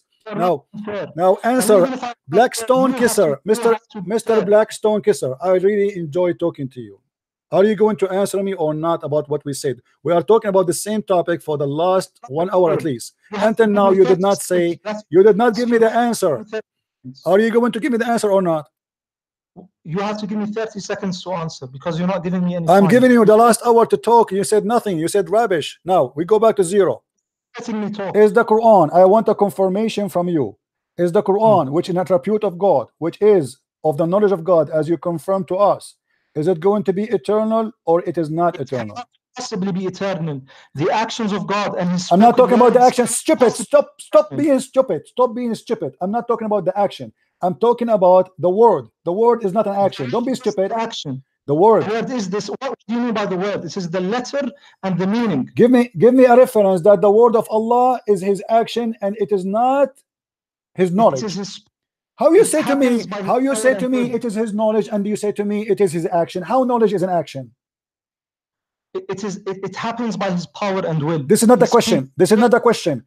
Is it an action or it is a knowledge? It is off. Is it? I already answered. Already answered. You did not answer, my friend. Let me teach you. Let me teach you. Let me teach you. Let me teach you. Allah subhanahu wa ta'ala. الكلمة في اللغة. الكلمة في اللغة قول بدون فعل. You are an ignorant in Arabic like your prophet who do not know how to quote a name correctly. What is kalam? Listen, كلام لفظ يقال وليس فعل. الكلام ما قيل وقال ويقول وليس فيه فعل. طالما أنه كلام ليس بفعل. So it is not an action. It's not an action. Listen, Abdul. I'm asking you. Let me rephrase the question for you because you Muslim drink camel urine. You are so slow. The word of Allah. The word of Allah. I'm not talking about the action of Allah. Is that more clear? The word of Allah, which is not the action. How is the word not an action? The Quran, all of it. The Quran of all of it is not action. All of the Quran is not. The Quran, my friend, is your God reporting a story. There's no action in it. It's a story to report. The Quran is the spoken words. It was spoken. It's a spoken story. There's no action there. When your prophet, let me teach you some intelligence. When your God Allah, He spoke about Adam to Muhammad. He was speaking at that. Listen. When your God, He said to Muhammad that I said to the angels, I will create an inheritance, Khalifa. Okay. Which some Muslims they say it is Khaliqa, you know, Khalifa or Khaliqa, they don't know. Now listen. What was it happening at that time when Allah He said that to Muhammad in the Quran? Was it happening at that time or Allah reporting a story? Answer five of my questions. My friend, you have no question. You are no one. You are a potato. You've been served and you've been cooked. Don't call me again. Next time, let your dad call me. Get lost. This guy is a sheikh. You want to debate me?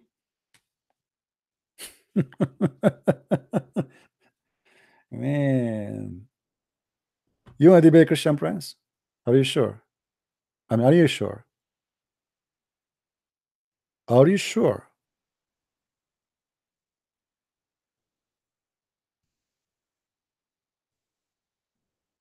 I don't know. Those people are crazy. How dare you? I mean, me myself, I'm scared to debate myself.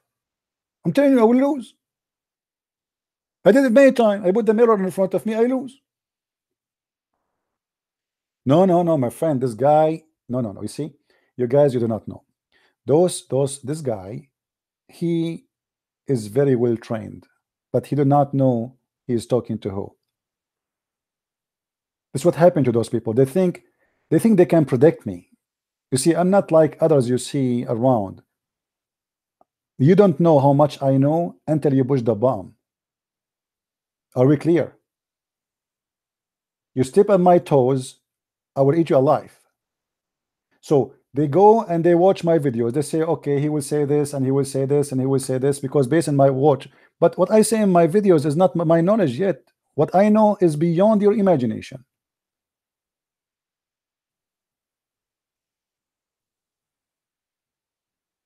They think they heard it all. How many of you heard me for years and years and years?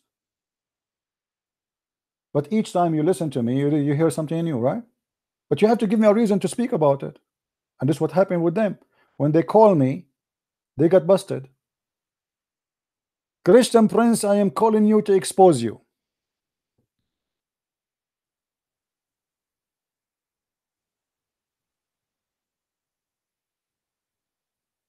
Do you really think you can?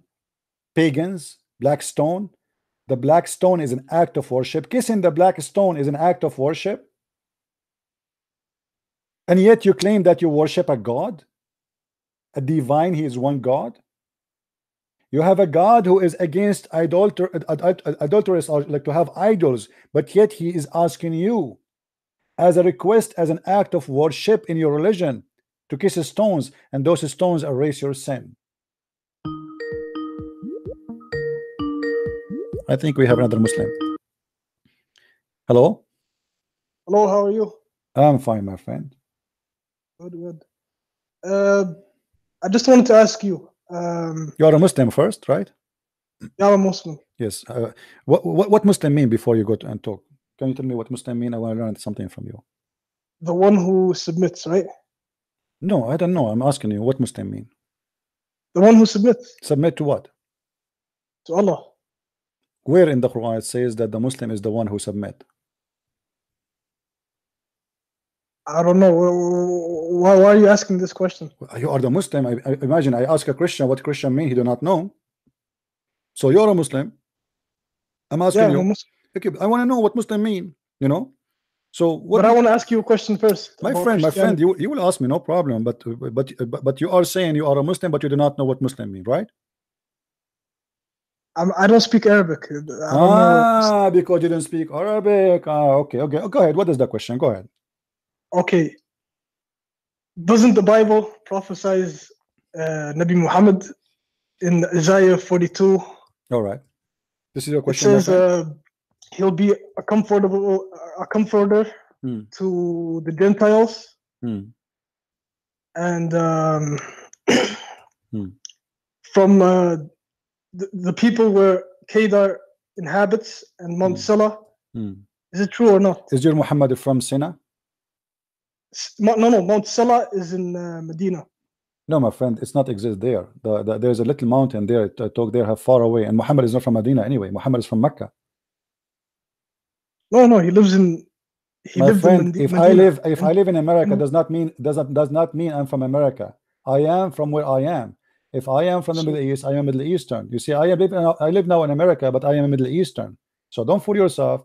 If you're a prophet, you went to Germany, doesn't make him German. Now answer me. The verses you are mentioning, you are the one who said that he will be a prophet to the Gentile, correct? Yeah. Okay, but he's a Gentile himself. He's a Gentile, yeah. All right. The Quran says to us, if you go with me, the Quran, do you have your Quran with you? Okay, yeah, go ahead. Chapter 61, verse number 6, it says that the name of Muhammad will appear only once in the New Testament, and that will be mentioned by Isa. That there's a prophet will come after me, his name is Ahmad. Have you ever heard of this? Not only once, but show me where it says in the Quran other name will appear, and where it says that. Where it says that Muhammad name will appear in the book of Isaiah. Can you show me?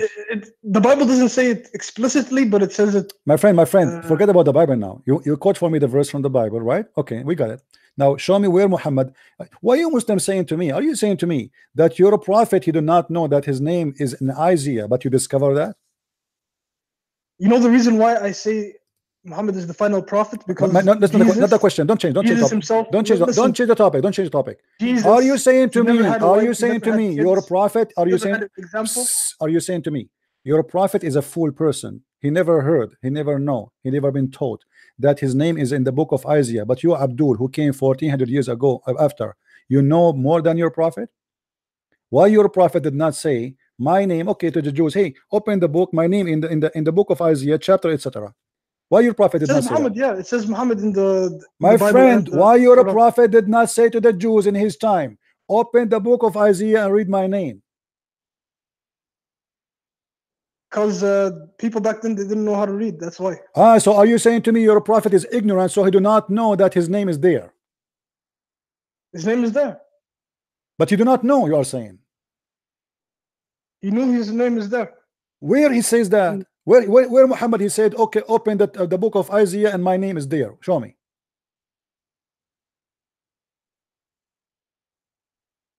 He never said that, but see, so you are saying to me, okay, no, what we learn from you, that Muhammad was a fool. He don't understand that his name is there, but you Muslims are smarter than him, and you found it, right? You are saying to me, you are saying to me that his God never told him because his God cannot read too, so he do not know. You are saying to me that the angel Jibril never give him attention to say to him, hey, Muhammad, tell the Jews that your name is there. Who do they praise in the lands where Kedar inhabits? Who do they praise? They praise my Muhammad. friend. Your prophet Muhammad have nothing to do with Kedar. He is not from Kedar. He have nothing to do. He's not even close to Kedar. What are you talking about? Secondly, the prophets of the Jews, they used to go and meditate in the desert, and there's many stories. Even the Quran confirm that the people of Israel, all of them, they lost in the desert because Allah he forced them to go and attack and kill the Palestinian. But because they refused, Allah he made them not to go. What does this have to do with your prophet? Now, I'm asking you now. Jesus said according to the Quran that there's a prophet will come after me. His name is Ahmad. Do you agree with that? Yeah, he did say that. Okay, the name of is the name of your prophet Ahmad or Muhammad? Ahmad. His name is Ahmad. Ahmad and Muhammad. And Mahmoud. So he have two names. Those are like variants of his name. Man. So obviously that is not a name. Muhammad, he changed his name because you cannot have all those names. Either you can have a nickname. You can have so you can have David, Dave. Right. So those all those names mean what? Mean the praised one. So Muhammad, he claimed to be God, call himself the praised one, making people worshiping him. The real name of Muhammad, Muhammad is Qatham, which is the sperm of the hyena. Where do you get that?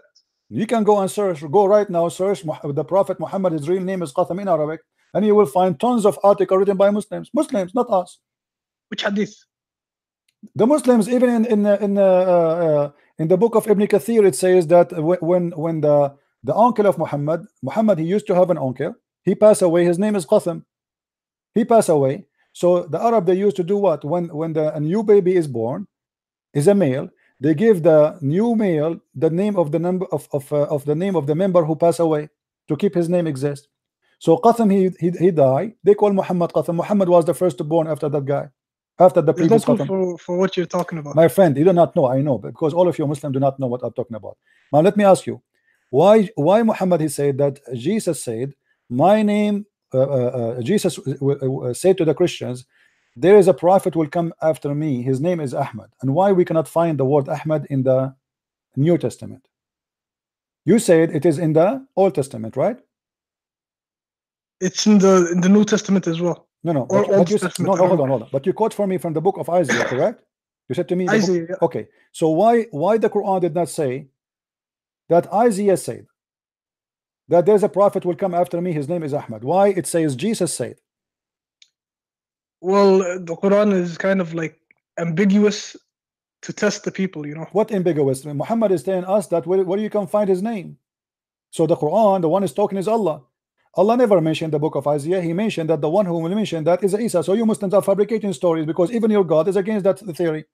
Same time, when Isa he said, there's a prophet will come after me, his name is Ahmad. Correct? This is what the verse in the Quran saying. We cannot find that name in the whole Bible. There's nobody. It doesn't matter the name. No.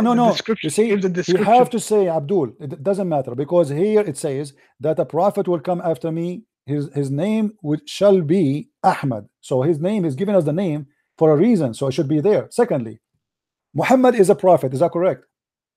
Yeah. Give me a prophecy of Muhammad from the Quran. A prophecy of Muhammad or yes. from Muhammad. Yeah, because when I call you a prophet, it means you have a prophecy. What he prophesied in the Quran? Yeah, it's in his hadith. You can read his hadith. So you are saying in the Quran there's no. Okay, hold on. Are you saying in the Quran there's no prophecy? It's in the hadith. It's in the hadith, so it's not the Quran. Yeah, but isn't it a prophecy? Hold on. Isn't it a prophecy is the word of Allah? How it can be in the hadith, not in the Quran? Well, how we pray is not even in the Quran. So what are you talking about? My friend, prophecy is something specific God said to his prophet. So it should be in the holy book, not in the hadith. Where in the Quran Allah he prophesied to Muhammad? Where in the Quran? I don't know. Never. Muhammad He he made some. I will help you. I will help you. Muhammad he prophesied in the Quran. As an example, he said that the moon split and the judgment day, cliff asunder. But as we know that this is a false prophecy, because no judgment happened and no moon split. Chapter 54 verse number 1. Muhammad he said this verse 1400 years ago. Until now nothing happened. Explain the moon to me. didn't split. He split the moon. But this is impossible, because if the moon is split, the moon will be destroyed. Is the moon one piece now or two pieces? It's one piece. Okay, so how we split it and it became what? Allah he glue it together again? What the point? NASA has proof. My friend, don't fool yourself. NASA never said the moon split. Anyone who said to you he's a crazy stupid. The Muslim they post on the There's internet. a mark on My friend, they post a picture from NASA about a valley. That is a valley. That is not the earth. We have the Great Canyon. Do you know how big it is? But the earth does not split.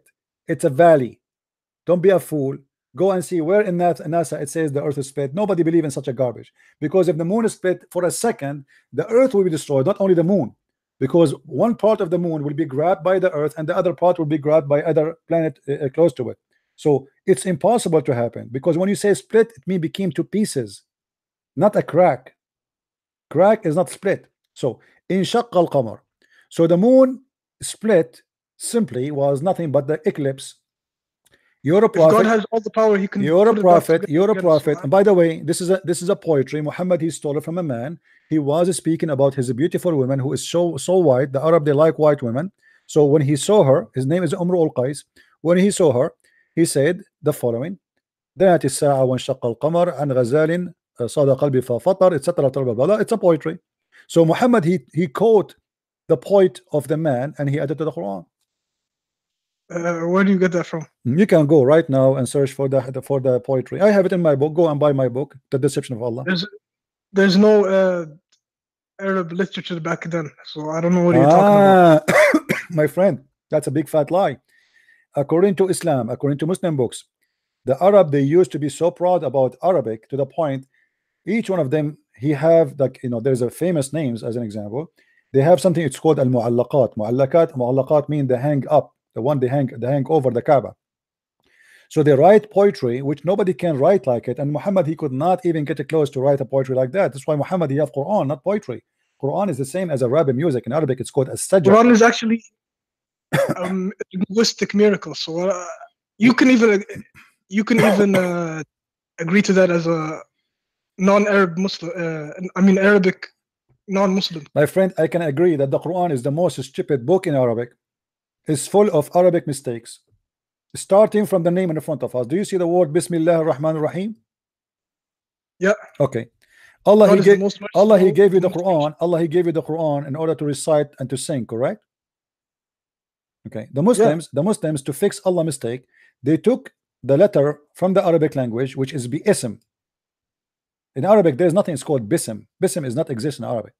There's no word. By the name of Allah. Hold on. In Arabic, we don't have a word. It's called bism. We have a word is bi-ism. So the Muslims, in order to fix the problem, they took this letter. I will make it in blue. They took it off from the Quran. Why? Because that will make them able to recite the word and make it more suitable for recitation. So why the Muslims are correcting a miracle of Allah, taking a letter off in order to recite it better? This is number one. Number two, do you speak Arabic, my friend? Just a little, but not that much. Do you know anyone who speak Arabic? I know some people who speak Arabic. Yeah. Can you ask them right now to call me and show you mistakes in the Quran, endless mistakes? Can you do me a favor? They're all Muslims, so I think they would leave Islam if there's mistakes in the Quran. Well, I would do it now, right now. Can you ask your friend who you speak Arabic to join us in the conversation? Not at the moment, but no problem. Well, I will let that for you. You can find me the Muslims who speak Arabic. But now we go back to the topic. You see, you say that the Quran is a miracle. Nobody can make Quran like it, correct? Correct? Do you agree? Huh? You Yeah, said the nobody Quran can is a make the miracle, right? Quran. Okay. So how the Yeah. Quran says that Shaitan he made Quran? The Shaitan never made Quran. Well, the Quran says that Allah will delete all the satanic verses. You never heard of a book? It's called Satanic Verses by Salman Rushdie. That's just made up propaganda. So No, I it's in the don't. Quran, my friend. وما أرسلنا من قبلك من رسول ولا نبي إلا إذا تمنى ألقى الشيطان في أمنيته. The Quran confirmed not a single prophet just trying to defend Muhammad, but Shaitan he throw in his tongue false divine, and Allah will delete it. Speaking about what? Speaking about Muhammad receiving satanic verses. When did he receive satanic verses? Is there proof of that? Yes, it's Or in the is it Quran. just My friend, propaganda? it's in the Quran, you're chapter talking 20, chapter 22, verse number 52, my friend. I know there's a chapter like that, but it doesn't have many. Many what? It doesn't have any significance. And my friend, It's just yeah. it's in front of you. Don't tell me it does not have many significance. Allah, he said he will delete the shaitan words. Allah will delete them from where? From the mouth of the prophet. Whatever the prophet said, Allah will abolish the shaitan words. How he abolished something does not exist. So shaitan must be, he did that.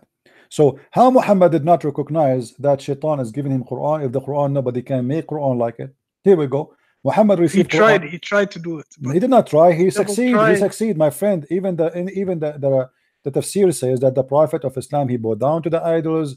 He said the daughters of Allah must be worshipped. Their intercession is a must. Is there a hadith saying that? Yeah. The interpretation. Interpretation. Anyone can interpret whatever they want. No, there are scholars. Those are your scholars. Maybe they were against Islam. Who knows? They left Islam. Ibn Kathir left Islam. Correct. Yeah. My friend, let me ask you. Allah he made the Quran saying in the Quran that women she have a sperm coming from her ribs. Can you make something better than this? Nobody can make something better than this because this is the most stupid thing ever. Do you really believe? What is your education, my friend? What is your education? I'm educated. I went to college. That's wonderful. Me myself, I have only elementary school. Now, do you think that women have sperm coming from their ribs? No, that's not possible. So how the Quran says so? It could be a misinterpretation. No, my friend, it's not misinterpretation because even Ibn Abbas, the cousin of Muhammad, he said that. I mean, all the scholars agree with that, and the Quran even saying that clearly. So what is the misinterpretation? I will go right now in front of your eyes. All right.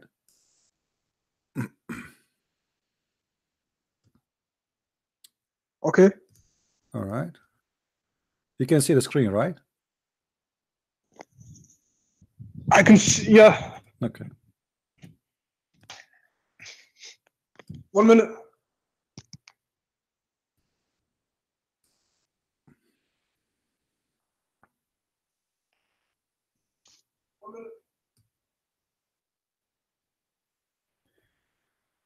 By the way, this is one of the reasons I am still single until now.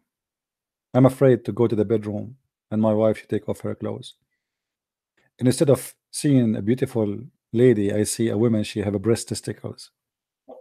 That's scaring the hell of me.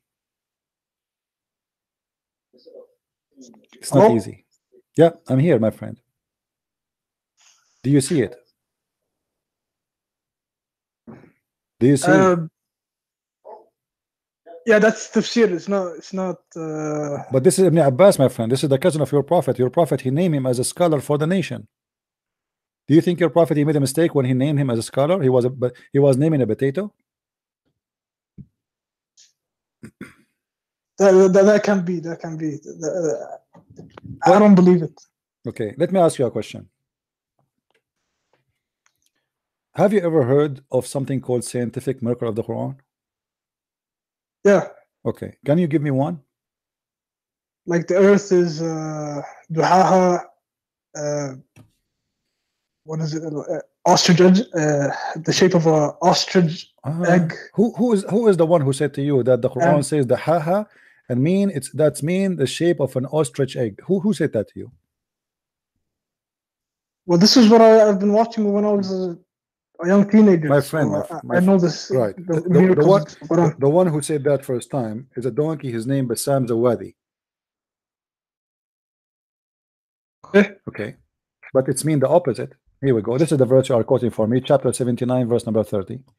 This is a donkey, and you Muslims follow a donkey blindly. He says a lie. Of all of you copy it and post it around. Chapter 79, verse number 30, translation number 1.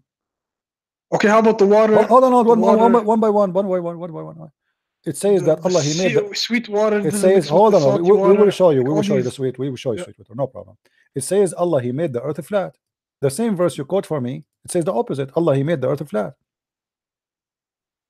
And the earth He expanded after that. This is a false translation, by the way. It says make it flat, but I will show you. Just I will go with you.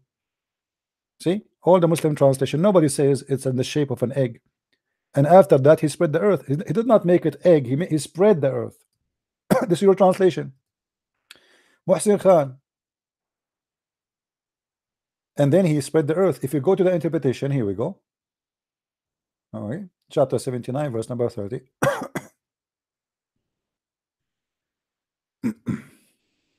My throat is tired, guys. Sorry. It's very dry. Too much work. Okay, read with me. And after that, He spread the earth over the water. If we change just the interpretation right away, it says He made it flat. So why Muslims lying to you saying that it says it is in the shape of the egg? Read with me carefully. And after that, He spread out the earth. He made it flat. Do you see it?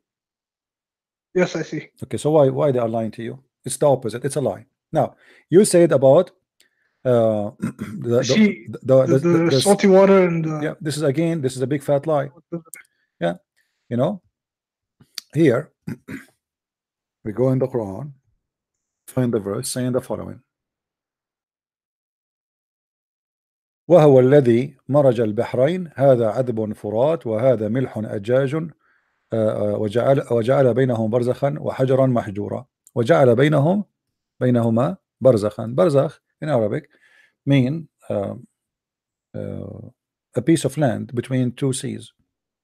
It's not that seas are not mixing. How we prove that? Let us go to the interpretation. Is that fine with you? Yeah, go ahead. Okay.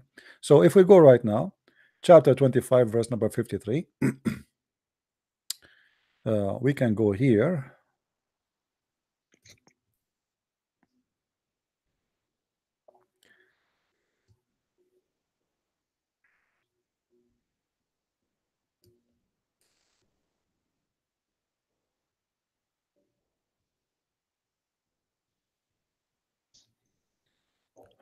All right, here we go. If you read with me, my friend, this is Ibn Kathir speaking about that verse you mentioned. Look what he said. And he said he set a barrier and complete partition between them. So there's complete partition. They will never mix, and this is not what happened between salty water and fresh water, because salty water and fresh water they mix. Meaning between the sweet water and the salt water. He continues saying, a barrier mean a partition which is a dry land. Do you see it? Okay, so why they are lying to you? It says that the Quran make a miracle that the fresh water and salty water doesn't mix, when the Quran is speaking about a piece of land between them. Actually, it's a mistake, because what Muhammad he think that the fresh water and the salty water never mix. It's a miracle of Allah. Here we go. We have sweet water. If we dig in the ground, we have sweet water. If we go to the sea, we have salty water. Muhammad he could not understand how this happened, so he think that Allah he made a barrier between the sweet water, which is the ground, and the salty water, so they never mix. But the fact, this is a lie, because all the sweet water we have is coming from the ocean anyway. Correct? Okay, yeah. So what you said, it's a miracle, it turned to be a scam. It's a lie. So how do you explain Muhammad being in the Bible? My friend, he's not in the Bible. This is what you're saying. We laugh at this Muhammad in the Bible. Where is nowhere in the Muhammad in the Bible? In order for Muhammad to be in the Bible, my friend, he have to be first a Jew. because the Jews don't believe in a prophet. He is not a Jew. It's very stupid of So- anyone. It's very stupid of anyone to say that the Jews, they ever accepted a prophet who is not a Jew, except their grandfather, which is Abraham, who is the father of the Jews. So anyone, my friend, anyone, he will come to you with the name of a person, says he is a prophet. He is not. Those people are descendants from Abraham, so they believe only. Listen. Salih, Abi Salih. What's Salih? Where is Salih? Where is Salih? In the Bible, there's Salih. This is a stupid name in the Quran. What's Salih? Who is this guy? Do you know where the Salih he live? Who is Salih? Yemen. Who is Salih? He's the prophet. Where he was? What city he live in? What country? In Ad Thamud. Where is this Yemen. Ad and Thamud? Where is this code? Where we can find them? Where are they located? Nobody knows.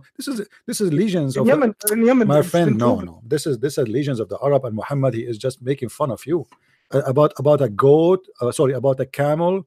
The pagan, they said to him, ask your God to make this rock give birth to a camel, and the camel, she will have a give birth to a 10-month-old she camel. This is a joke, my friend. Anyway, my friend, thank you for calling. I have my voice is really tired today.